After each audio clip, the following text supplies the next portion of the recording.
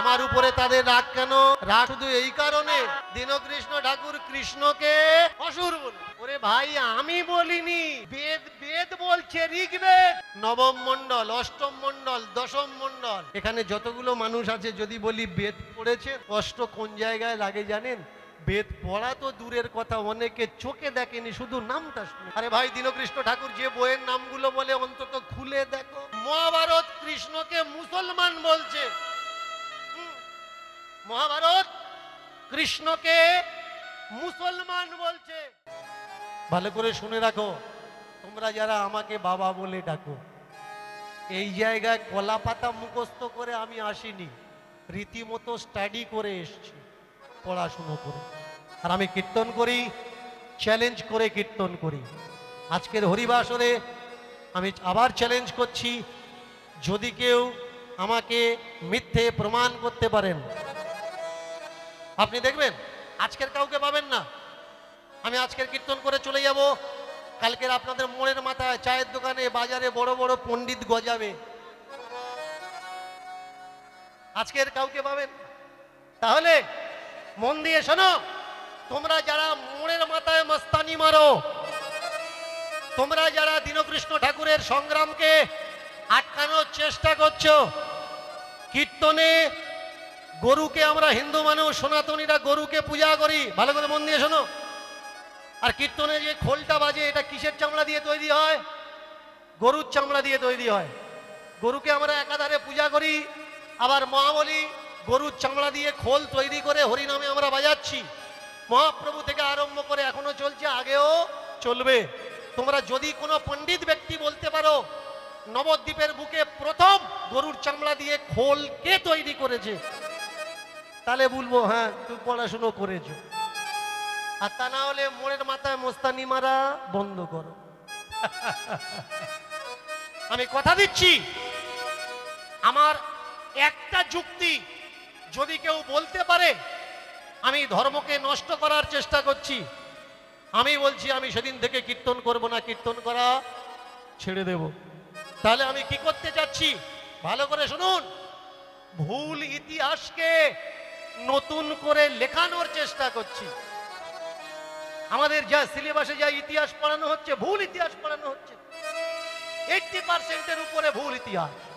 কারণ সিলেবাস যারা তৈরি করছে তারা চাচ্ছে আপনারা এই পড়ুন, সত্যকে আপনার থেকে দূরই রাখা হচ্ছে। শুনুন, আমার এই চিৎকার করা, চেল্লামিল্লি করা, এটা কেন? এই আওয়াজটা তাদের কাছে পৌঁছে দেওয়া যে আমাদের ভারতবর্ষের মূল সত্য তথ্য ইতিহাসকে আমাদের হাতে দাও। একজন মেয়ে ছেলের ঘটনা আমি ছোট্ট করে আপনাদের সামনে তুলে ধরছি, কয়েক মিনিটের কথা, মন দিয়ে শোনা যাবে তো? যার নাম মীরা আর্য। আপনারা ক্ষুদিরামের নাম শুনেছেন, সুভাষের নাম শুনেছেন, মাতঙ্গিনী হাজরার নাম শুনেছেন। বলুন তো, মীরা আর্য মানে যাকে আর্য বলা হয়, মীরা আর্যর নাম কখনো শুনেছেন কি মায়েরা? মীরা আর্যর নাম শুনেছেন? শোনেননি? যদি কোনো হিস্ট্রি স্টুডেন্ট এখানে বা টিচার থেকে থাকেন, শুনেছেন? শোনেন? কে এই মীরা? ভালো করে মন দিয়ে শুনুন। এই মীরা নেতাজি সুভাষের একজন নেত্রী ছিলেন। বিবাহ হয়েছিল ইংরেজদের খুপিয়া বিভাগের একজন বড় উচ্চপদস্থ অফিসারের সঙ্গে। কিন্তু ভাই স্বাধীনতা আন্দোলনের একজন সৈনিক ছিল। ভাইয়ের সঙ্গে পরামর্শ করে এই মীরা আর্য ইনি স্বাধীনতা সংগ্রামে অংশগ্রহণ করেন। আর তিনি জানতে পারেন স্বামীর কাছ থেকে ইংরেজরা হুকুম দিয়েছেন নেতাজিকে দেখা মাত্র গুলি করো। এই মীরা আচার্য আর্য ইনি কি করলেন? নিজের হাতে স্বামীকে হত্যা করলেন। কেন? নেতাজিকে বাঁচানোর জন্য। হত্যা করার পরে তিনি অ্যারেস্ট হলেন, তাকে পাঠানো হলো কালা পানিতে। ওই কালা পানির জেলে হাতে ছিল তার বেড়ি, পায়ে ছিল তার বেড়ি। ইচ্ছা করে বেড়ি কাটতে গিয়ে হাতের হাড়, মাংস আর চামড়া ছাড়িয়ে নেওয়া হচ্ছিল। মীরা বলছিল আপনি দেখে দেখে আমার হাতে কেন আঘাত করছেন? যে কাটছিল সে বলে উঠল, আমার ইচ্ছা আমি তোমাকে মেরেও দিতে পারি, কেউ কিচ্ছু করতে পারবে না। পায়ের বেড়িটা কাটতে গিয়ে দুটো পায়ের হাড় জোর করে হাতুড়ি মেরে তার ভেঙে দেওয়া হলো। ইংরেজদের অফিসার কারাগারে এসে জিজ্ঞাসা করছে, নেতাজি কোথায়? বাঁদিকের হাতটা দিয়ে বললেন, নেতাজি আমার দিলের মধ্যে। ভালো করে কথাগুলো মন দিয়ে শুনবেন। মাংস ছেঁড়া আঁকড়া দিয়ে 4 হাত পা বেঁধে স্তনের উপরে মেশিন বসিয়ে জীবন্ত অবস্থায় বক্ষ থেকে স্তন ছিঁড়ে নেওয়া হয়েছে। তবু তিনি একবারও বলেননি নেতাজি কোথায় আছে। নাম কি? মীরা আরিয়া। এদের নামগুলো যখন ইতিহাসে আসেনি, আমি দীনকৃষ্ণ ঠাকুর আমি কি করেছি জানেন? এই মাটির নিচে মিশিয়ে দেওয়া ইতিহাসগুলোকে টেনে টেনে বের করে বিভিন্ন রাজ্যের ইউটিউবারকে দিয়ে আমি ইন্টারনেটে আপলোড করাচ্ছি, যাতে সাধারণ মানুষ এদের কথা জানতে পারে। এই মীরা আরিয়ের কথা সামনে আসলো কোন সময়? যখন দেশ স্বাধীন হলো 1947 সালে। তারপরে কালাপানির জেল থেকে যতগুলো কয়েদি ছিল তাদেরকে ছুটি দেওয়া হলো। ওখান থেকে মুক্ত হয়ে চলে আসলেন ভারতবর্ষে নদীর এপারে। তিনি কেরলাতে ফুলের দোকান করে শেষ জীবনটা কাটিয়ে দিয়েছেন। আমাদের রাজ্যের সরকার, দেশের সরকার যখন জানতে পারলেন ইনি মীরা আরিয়া, ওনাকে পদক উপহার দেওয়ার জন্য আমন্ত্রণ জানালেন। উনি নেননি। যে আমার স্বাধীনতা দরকার ছিল সেটা পাওয়া হয়ে গেছে, পদক আমার দরকার নেই। তিনি অস্বীকার করলেন যেতে। পরে হলো কি, তিনি মরে যাওয়ার পরে তার যে বাসভূমি সেটা ভেস্টেড ল্যান্ড বলে সরকার তার বাড়িটাও ভেঙে দিয়েছে। এ হচ্ছে আমার দেশের ইতিহাস। আমি কি করতে চাচ্ছি, যারা আমার দেশের জন্য কাজ করেছে তাদেরকে জানাতে চাচ্ছি।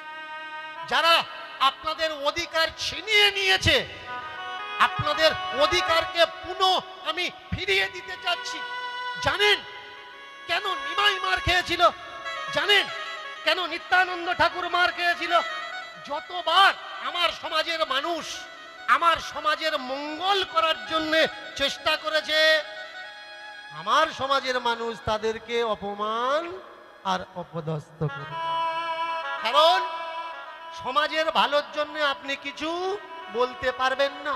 গ্রামে যদি একটা রোড স্যাংশন হয় 10 ফুটের, আর সেটা যদি 8 ফুট হয়, আপনি যদি কাগজপাতি দেখতে জানেন আর বলেন 10 ফুট হওয়ার কথা 8 ফুট হচ্ছে কেন, 1 ফুট থিকনেস হওয়ার কথা 6 ইঞ্চি হচ্ছে কেন, ওই পার্টির লোক আপনার বলে দেবে তুই মস্তানি মারতে এসেছিস। কারণ দেশের মঙ্গল আপনি করতে পারবেন না। এই যেসব মানুষগুলো গ্রামে গ্রামে ফুটানি মারছে, এরা শাস্ত্রের সটুকুও জানে না। আমার উপরে তাদের রাগ কেন?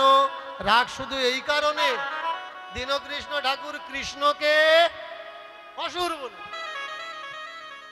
ওরে ভাই, আমি বলিনি, বেদ বেদ বলছে, ঋগ্বেদ। নবম মণ্ডল, অষ্টম মণ্ডল, দশম মণ্ডল, এখানে যতগুলো মানুষ আছে যদি বলি বেদ পড়েছেন, কষ্ট কোন জায়গায় লাগে জানেন? বেদ পড়া তো দূরের কথা, অনেকে চোখে দেখেনি, শুধু নামটা শুনে। আরে ভাই, দীনকৃষ্ণ ঠাকুর যে বইয়ের নামগুলো বলে অন্তত খুলে দেখো। কৃষ্ণকে তো আমি অসুর বলেছি, মহাভারত কৃষ্ণকে মুসলমান বলছে। মহাভারত কৃষ্ণকে মুসলমান বলছে। কিরকম? একটা কৃষ্ণ না, 4টে কৃষ্ণ। আর 4টে কৃষ্ণর ভিতরে মহাভারত পড়বেন, দেখবেন এখানে যারা মহাভারত পাঠ করা পড়া মানুষ আছে তার ভিতরে যবন কৃষ্ণের উল্লেখ আছে। যবন কৃষ্ণ, তারও 4টে হাত ছিল, তারও সুদর্শন চক্র ছিল। যবন মানে কে? যবন মানে মুসলমান। কখনো দেখেছেন মুসলমান ছেলে তার নাম কৃষ্ণ কেউ রেখেছে? রাখেনি। তাহলে এগুলো কারা করলো? দীনকৃষ্ণ ঠাকুর এইগুলো জানানোর চেষ্টা করছে কোনটা ঠিক আর কোনটা বেঠিক। সেই জায়গায় আপনি যদি রাস্তা 10 ফুটের রাস্তা 8 ফুট হচ্ছে প্রতিবাদ করেন, তা আপনার শত্রু কারা হবে? যারা রাস্তার টাকা খাচ্ছে, তারা বলবে এই মানুষটা খারাপ মানুষ, মানুষকে ভুল বোঝানোর চেষ্টা করছে। আমার শত্রু কারা, আমাকে খারাপ কারা বলছে? যাদের 10 ফুটের রাস্তা স্যাংশন, যারা 8 ফুট করছে আর আমি দাঁড়িয়ে বলছি 8 ফুট হচ্ছে, অসুবিধেটা তাদের হচ্ছে, এছাড়া আর কেউ নয়। দেখবেন দীনকৃষ্ণ ঠাকুরকে খারাপ কারা বলবে? তার ক্যারেক্টার সার্টিফিকেট নিয়ে দেখবেন তারা নিজেরা ভালো কি খারাপ। আমাকে অনেকে বলে দেবে আমি চরিত্রহীন মানুষ। আমাকে চরিত্রহীন মানুষ কে বলবে? যে রাতের বেলা অন্য বইয়ের ঘরে ঢুকছে। কিন্তু শিক্ষার পরিচয় কি? শিক্ষার পরিচয় সেখানে যে শোনা কথায় বিশ্বাস করে না, জানার পরে বিশ্বাস করে। আমি বলছি আমার একটা কথা বইয়ের সঙ্গে মিলিয়ে নেবেন, আর যদি না পান আমাকে বলবেন যে বাবা আপনাকে বলেছিলাম মিলল না কেন, আর আপনি বলেছেন, তাহলে আপনি ভুল কেন বললেন। আমি লড়াই কেন করছি জানেন? শূদ্র নামের একটা বড় অংশ, যাদের নামে কোনো মন্ত্র পৃথিবীতে লেখা হলো না। আপনি জানেন যে আপনি 8 ঘন্টা 10 ঘন্টা ব্রাহ্মণদের এনে পূজা করাচ্ছেন, কিন্তু আপনার নামে কোনো মন্ত্র নেই। আপনি মনে করছেন আপনার বাড়িতে দাঁড়িয়ে আপনি পুজো করছেন আর ওই পুজোতে আপনার মঙ্গল হবে। ভাই, আপনার জন্য যদি কোনো মন্ত্র না থাকলো তাহলে আপনার মঙ্গল হবে কি করে? দীনকৃষ্ণ ঠাকুর চেল্লাচ্ছে কেন? যে আপনার জন্য মন্ত্র তৈরি করা হোক। পুজো যে করছে তার নামে কেন মন্ত্র থাকবে না? পিছনে চলে গেছে জন্মাষ্টমী, আজকের রাধাষ্টমীর দ্বিতীয় দিন। রাধাষ্টমী করেছেন, রাধাষ্টমী বার করেছেন, পূজাও করেছেন, সারা রাত পূজা হয়। বলুন রাধার নামে কটা মন্ত্র আছে? দেখাতে পারবেন বই খুলে রাধার নামে কটা মন্ত্র আছে? হচ্ছে কি রাধা অষ্টমী, পূজা কার হচ্ছে? রাধা। কিন্তু রাধার নামে শুধুমাত্র 1 থেকে 5 পর্যন্ত মন্ত্র, এছাড়া আর মন্ত্র নেই। আমাদের ধর্মগ্রন্থ, মূল ধর্মগ্রন্থ স্মৃতি আর শ্রুতি, তার ভিতরে বেদ, একটা করে বেদের 4টে করে ভাগ, 4 4 16টা ভাগ আছে। এই বেদের মূল বেদ হচ্ছে ঋগ্বেদ। ভালো করে শুনুন, ঋগ্বেদের যতগুলো দেবতা আছে, একটা দেবতার মন্দির কিন্তু নেই, একটা দেবতার মূর্তি কিন্তু নেই। যেমন ইন্দ্র, দেখাতে পারবেন? গোটা ভারতবর্ষে ইন্দ্রের মন্দির বা ইন্দ্রের পূজা হয়, ইন্দ্রের মূর্তি কোথাও আছে? নেই। শুধু তাই নয়, ব্রহ্মা, দেখাতে পারবেন? ব্রহ্মার মূর্তি আছে আর ব্রহ্মার পূজা হয়।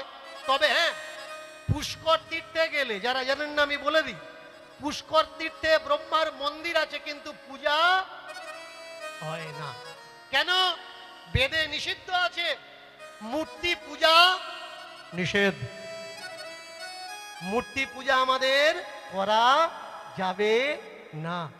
ঈশ্বরের কোনো মূর্তি নেই, ঈশ্বর নিরাকার, ঈশ্বর শব্দকার, ঈশ্বর ভূতাকার, ঈশ্বর প্রকৃতিস্থ রূপ। ঈশ্বরের কোনো মূর্তি প্রতিমা নেই। তাহলে আমরা যারা আজকের মূর্তি পূজা করছি, করা উচিত কি করা উচিত নয়?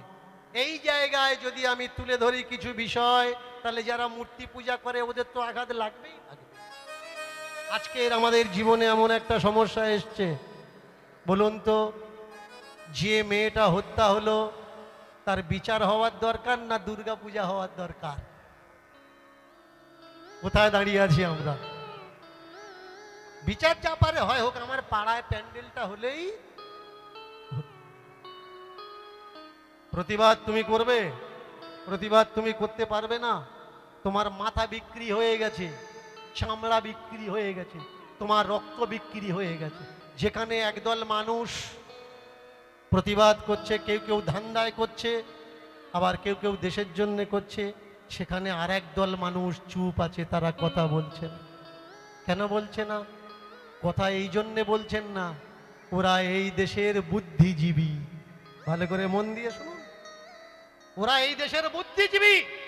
সেদিনও বুদ্ধিজীবী ছিল, আজও বুদ্ধিজীবী আছে, আগামীতেও বুদ্ধিজীবী থাকবে।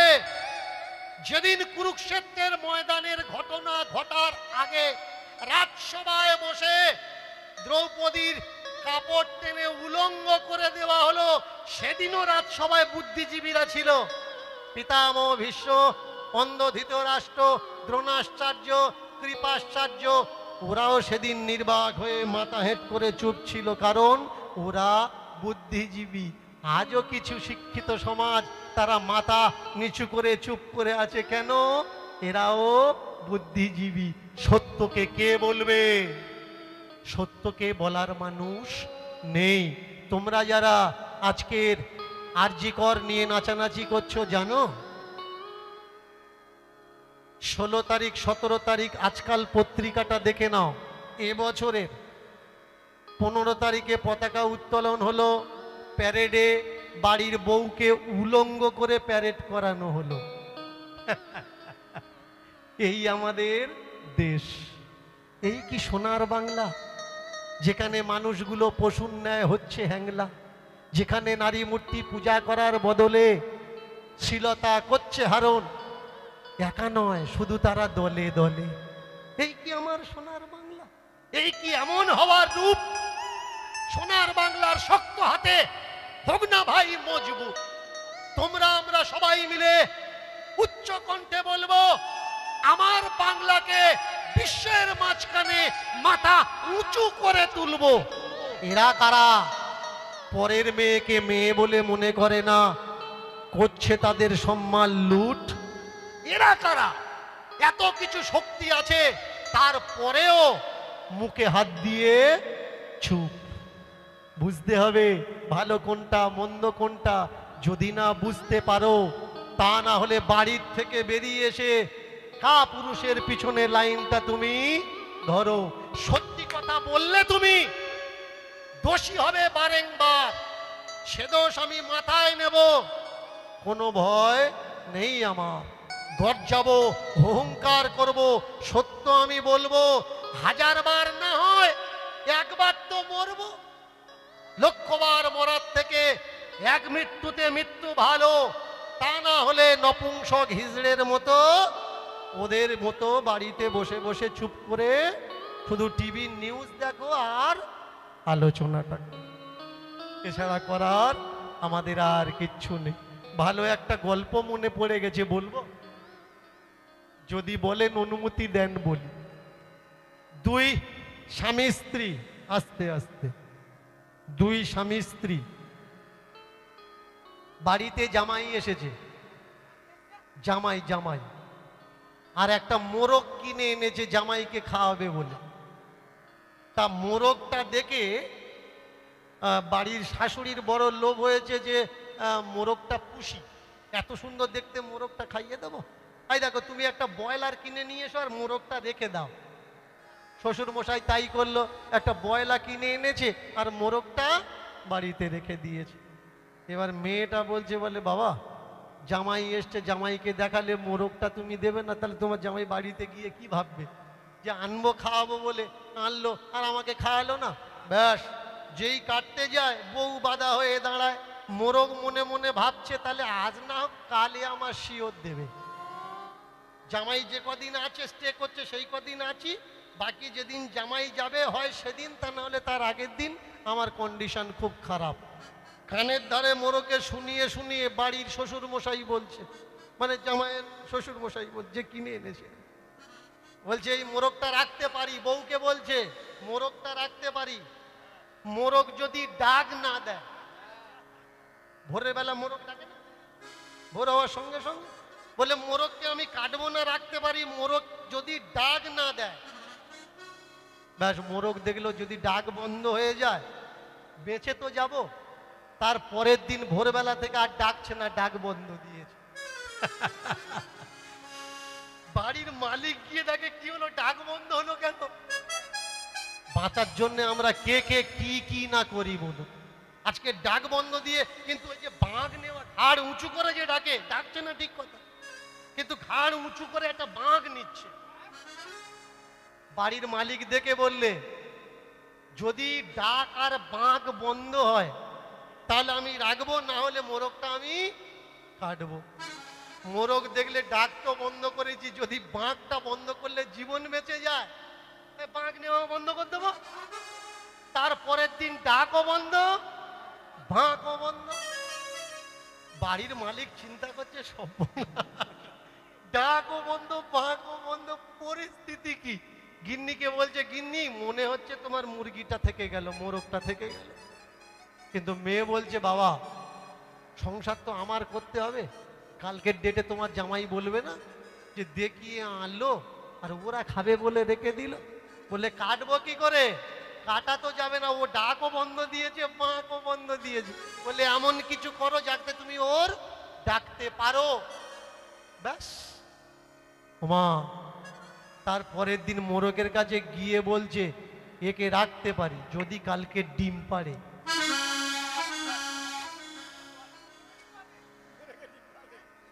মোরগ চিন্তা করছে, বাঁক বন্ধ করে দিয়েছি, ডাক বন্ধ করে দিয়েছি, ডিম পাড়বো কি করে? তাহলে মৃত্যু আমার অনিবার্য। ঘরের থেকে বের করেছে কাটার জন্যে। বাড়ির মালিক বলছে, আরে মন খারাপ কেন, কিছু বলবি? মোরগ বললে, আগে যদি জানতাম আমাকে কাটবে তাহলে ডেকে মরতাম, ডাক বন্ধ করে আমি মরতাম না। আপনারা যারা এখনো চুপ আছেন, মনে করছেন চুপ থাকলে বেঁচে যাবেন, বাঁচবেন না। কোন দিন পেছনে এসে বলবে ডিম পাড়ো। হ্যাঁ, স্কুলে যদি ডিম ঢুকতে পারে আপনার ডিম বের করবে না? লেখাপড়া নষ্ট হচ্ছে কি করে? আপনার ছেলে কত নাম্বার পাচ্ছে ওতে কোনো যায় আসে না। আপনি যাচ্ছেন না যে স্যার আমার ছেলের মার্কস এত কম আসলো কেন, সাবজেক্টে ফেল করছে কেন? আপনি কখন যাবেন স্কুলে জানেন? ডিম যদি ছোট হয়, আমার ছেলের ডিম ছোট হলো কেন?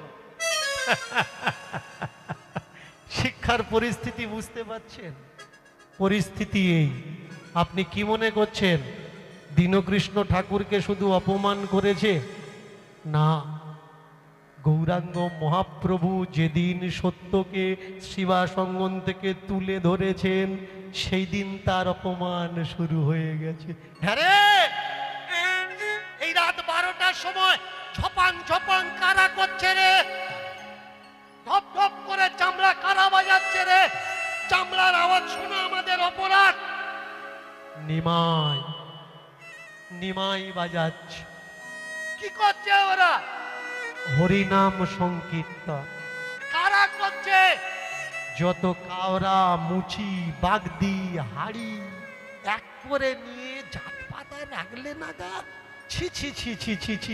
যাদের মুখ দেখা তো দূরের কথা, ছায়া মারালে গঙ্গা স্নান করতে হয়, তাদের সঙ্গে এক জায়গায় বসে খাচ্ছে, এক থালে বসে খাচ্ছে, এক জায়গায় বসে নাচানাচি করছে, আবার এক ঘরে ঢুকে সারা রাত হরিনাম করছে। বলে করুক, ও পণ্ডিত, ওর সঙ্গে মুখ করবে কে? নিমাইয়ের বদনাম কবে থেকে শুরু হলো?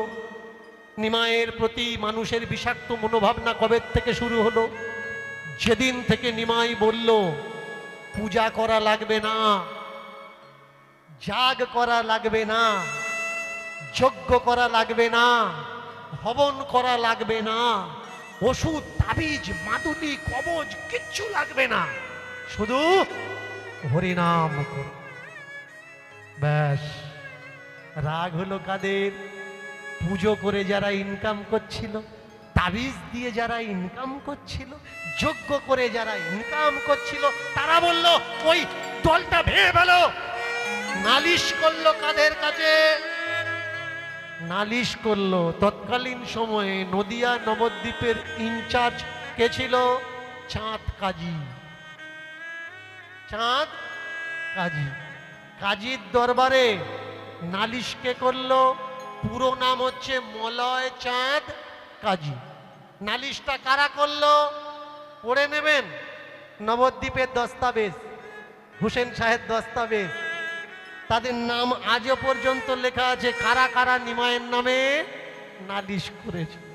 কোনো কাওরা, মুচি, বাগদি, হাড়ি, তেলি, কুমোর, কামার এরা নালিশ করেনি, নিমায়ের দলের লোকেরাই নালিশ। কে? নিমাই নাকি পূর্ব রাজবংশীয়দের রাজপুত্র। বুঝতে পারছে চক্রান্ত কি, ভ্রান্ত কি, ভুল কি? যে কিনা পতিত পাবন পতিতদের এক করে এক সমাজের দিচ্ছে বর্ণন, তার বিরুদ্ধে নালিশ হলো। শুধু নিমাই না, ইতিহাস প্রমাণ। আপনারা জানেন এই সতীদাহ প্রথার বিরোধ করতে গিয়ে হাইকোর্টে রাজা রামমোহনের নামে কটা কেস দায়ের হয়েছে আমি জানতাম না। 2024 সালে হাইকোর্টে গিয়ে জানতে পারলাম রাজা রামমোহনের নামে কটা কেস ওখানে আছে। শুধু তাই নয়, বিদ্যাসাগরের নামেও কেস হয়েছে। কিসের জন্যে? নারী শিক্ষার ব্যবস্থা করছে বলে। কেন?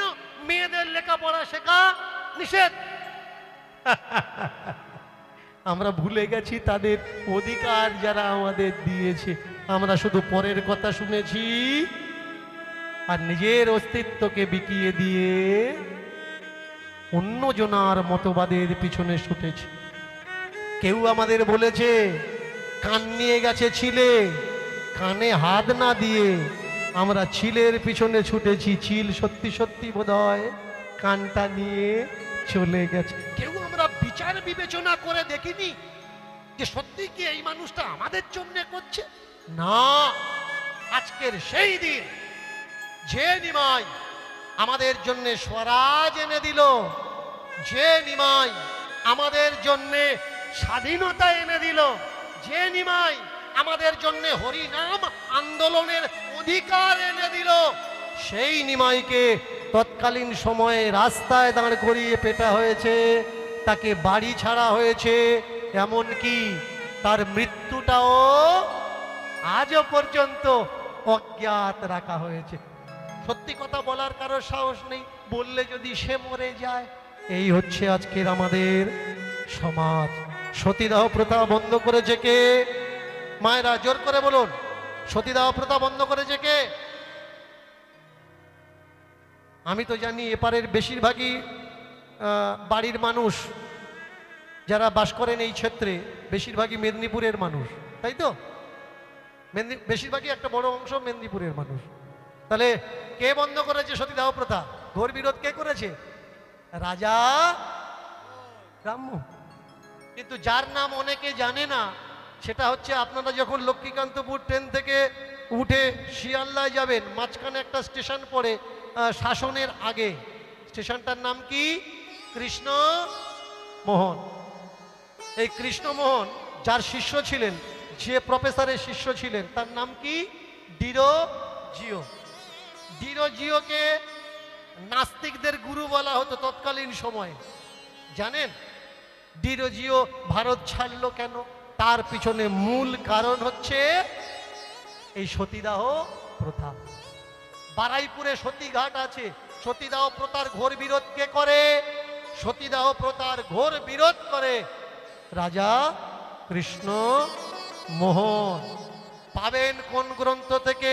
ভালো করে এবার মন দিয়ে শুনুন। আমি এতক্ষণ যতগুলো ধর্মীয় এবং ঐতিহাসিক রেফারেন্সের কথা বলেছি পাবেন দুটো বইয়ের থেকে।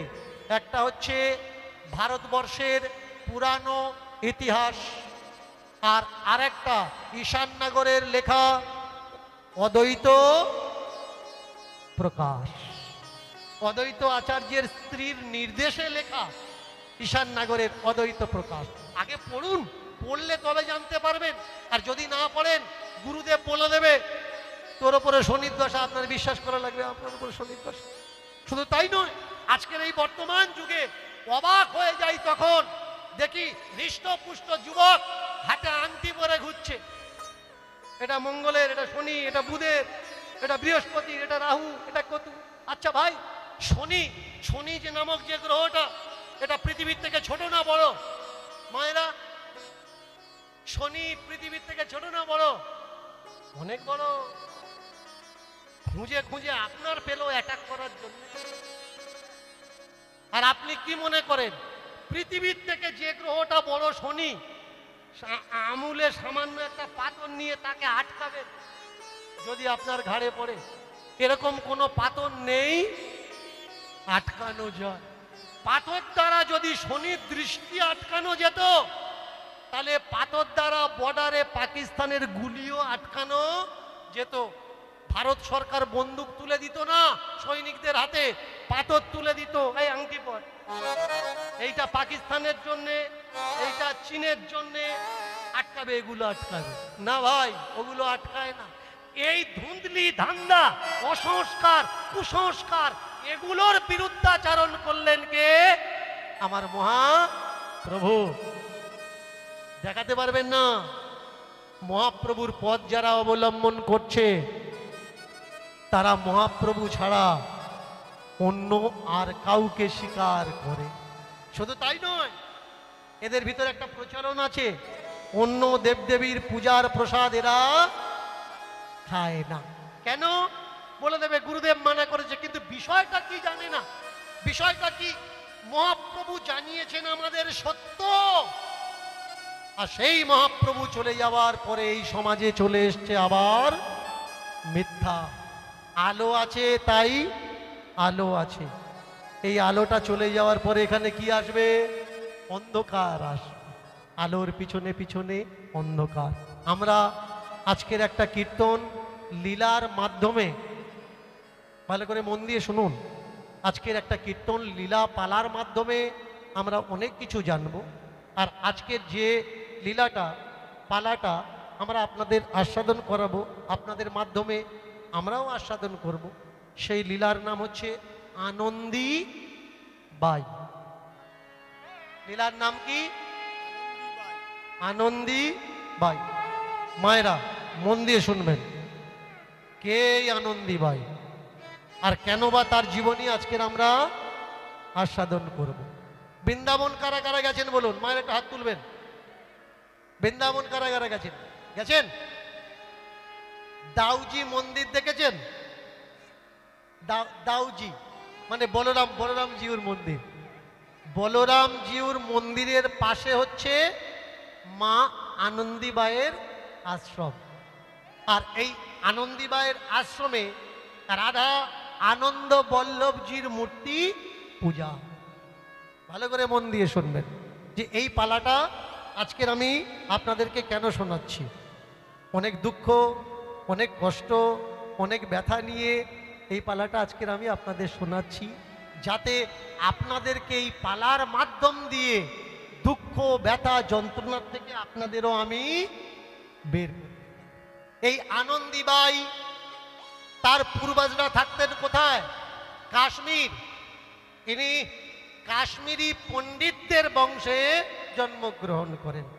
পরে ওনারা ওখান থেকে চলে আসে নিচের ভূতটে, ভূমিতটে, যাকে আমরা মতিলাল নেহেরু বলি। এই মতিলাল নেহেরুর বংশে, নেহেরু বংশের পুরোহিত ছিলেন এনার ঠাকুর দাদা। মতিলাল নেহেরু পূজারী ছিলেন আনন্দীবাইয়ের ঠাকুর দাদা। তো আসুন, জন্মগ্রহণ করেছেন এই আনন্দীবাই। জন্মগ্রহণ করার পরে ধীরে ধীরে বড় হয়, কিন্তু মেয়ে হয়েছে বলে কারোর মুখে আনন্দ নয়, কারোর মনে আনন্দের উচ্ছ্বাস নয়। শুধুমাত্র বাবা আর মা তার একান্নবর্তী পরিবারের ভিতরে তাকে লালন পালন করে, আর মানুষ করে। মেয়েটার বয়স যখন 6 বছর, এই 6 বছর বয়সে আনন্দী বাই, ভালো করে মন দিয়ে শুনুন, আনন্দী বাই ভুল করে বাড়ির থেকে, জমিদার বাড়ির থেকে বেরিয়ে সামনে গোপাল মন্দিরের দিকে এগিয়ে গেছে, কৃষ্ণ গোপাল মন্দিরের দিকে। 6 বছর বয়স।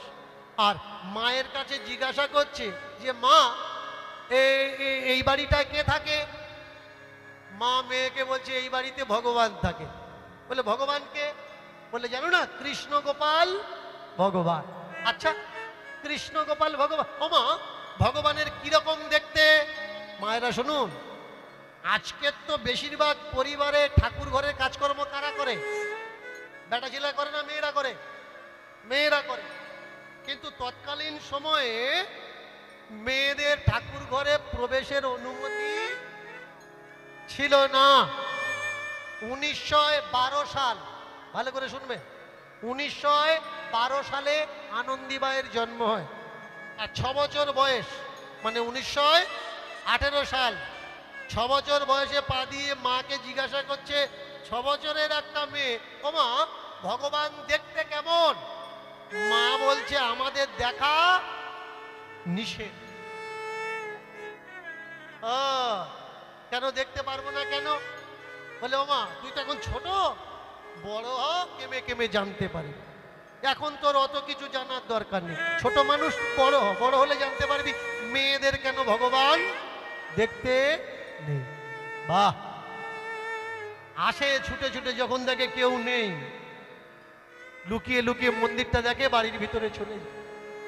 আজকের ওই আনন্দীবাই ফাঁকা পেয়েছে, দুপুরবেলা সবাই ঘুমোচ্ছে, প্রচন্ড রোদ্দুর। বাড়ির থেকে, জমিদার বাড়ির থেকে বাইরে বেরিয়ে দেখে মন্দিরের দরজাটা খোলা। আর ঠিক এতটুকু একটা ছেলে কি যেন হাতে নিয়ে এইভাবে দাঁড়িয়ে আছে। ভগবানের দিকে তাকিয়ে জিজ্ঞাসা করছে, হ্যাঁ গো তুমি ভগবান? মূর্তির থেকে কোনো আওয়াজ আসছে না। ও, আমাকে যেমন বাড়ির ভিতরে রেখে দেয়, তেমনি তোমারও বুঝি ঘরে বন্ধ করে রেখে দিয়েছে? ও, আমার তো খাওয়ায় মানা, দেখায় মানা, হাঁটায় মানা, চলায় মানা, তোমারও নড়তে মানা করে দিয়েছে? তুমি নড়তেও পাচ্ছ না? ভালো করে দেখো, এই পৃথিবীতে ভগবান কে কে, কারা কারা উপলব্ধি করে? যাদের মনটা সহজ সরল, ফুলের মতো কমল নরম, জলের মতো তরল, আর একেবারে শিশুর ন্যায়, এরা ভগবানকে উপলব্ধি করতে পারে।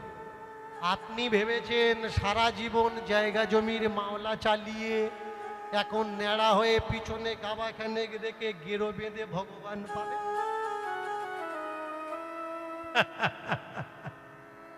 উপলব্ধি করতে গেলে যে কোনো বয়স হয় হোক, শিশু হও, শিশুর মতো সহজ হতে হবে, সরল হতে হবে, তবে তুমি ভগবানকে পাবে।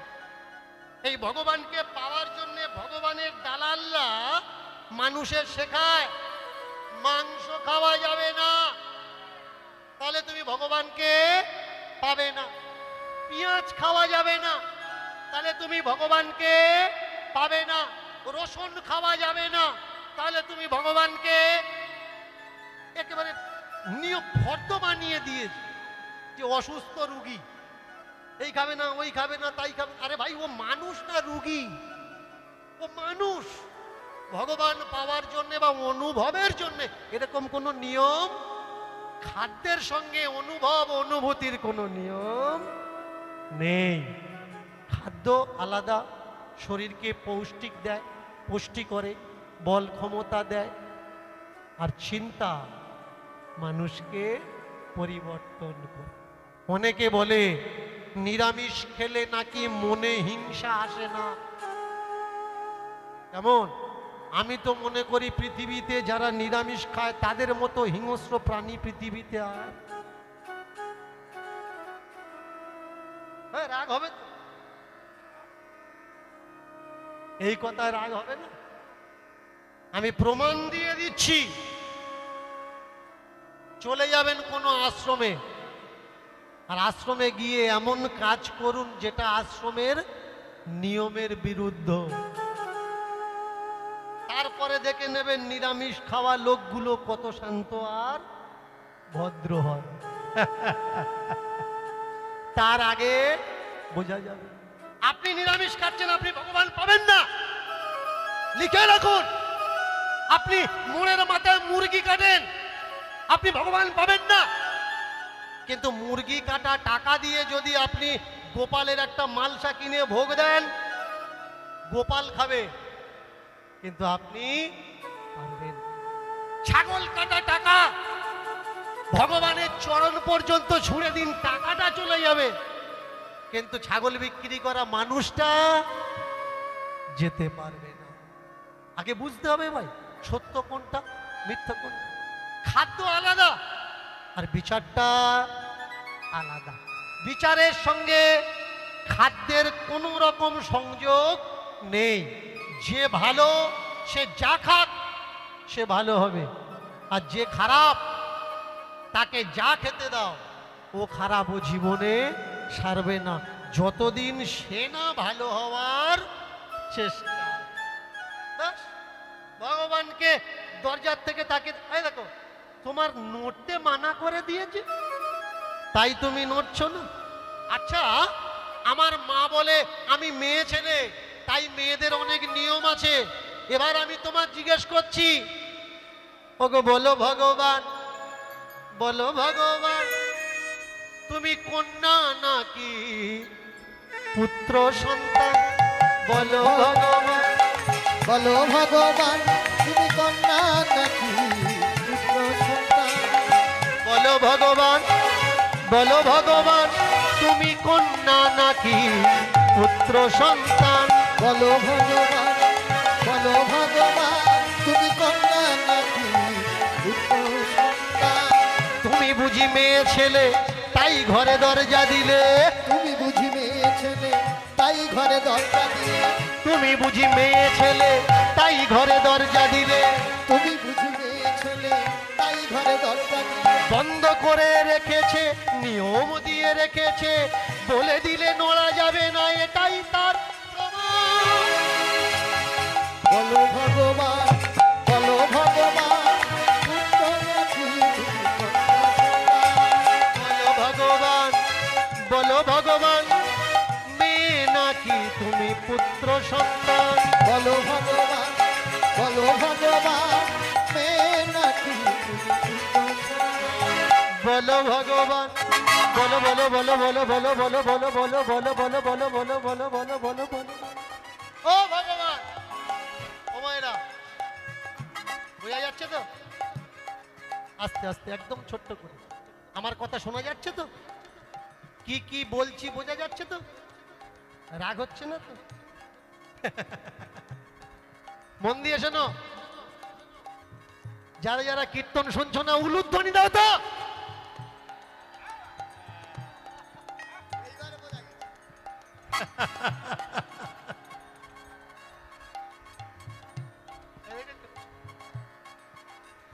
এই হচ্ছে দেশের পরিস্থিতি। এখনো দিয়ে যাচ্ছে। ও শিখেছে 5 বার না দিলে থামবো না। সে ভুল জায়গায় পড়ে পড়ুক, ঠিক জায়গায় পড়ে পড়ুক, আগে তো জানতে হবে কোন জায়গায় দেওয়ার দরকার।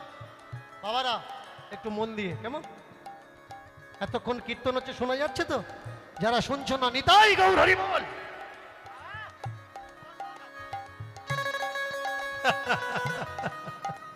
ওগো বলো ভগবান, বলো ভগবান, উলুধ্বনি উলুধ্বনি। বলো ভগবান, বলো ভগবান, তুমি কন্যা নাকি? বলো ভগবান, বলো ভগবান, কন্যা নাকি তুমি পুত্র সন্তান? বলো ভগবান, বলো ভগবান, কন্যা নাকি পুত্র সন্তান? বলো ভগবান, বলো ভগবান, কন্যা নাকি তুমি পুত্র সন্তান? বলো ভগবান, বলো ভগবান, তুমি কন্যা নাকি পুত্র সন্তান? তুমিও কি আমার মতো হয়ে থাকো দুঃখী, তুমি কি আমার মতো নয় সুখী, তুমি কি আমার মতো হয়ে থাকো দুঃখী, তুমি কি আমার মতো নয় সুখী। তোমার কি নিয়মে বেঁধে দিল হয় সূর্যের মুখ দেখা, তোমার কি উচিত নয়? দরজার ধারে দাঁড়িয়েছে, মার কাছে শুনেছি তুমি ভগবান। ছেলেটা ওই ছোট্ট 5 বছরের মেয়েটা, 6 বছরের মেয়েটা একা একা বকে যাচ্ছে। হ্যাঁ গো, আমি যা শুনেছি মার কাছে শুনেছি, তুমি কি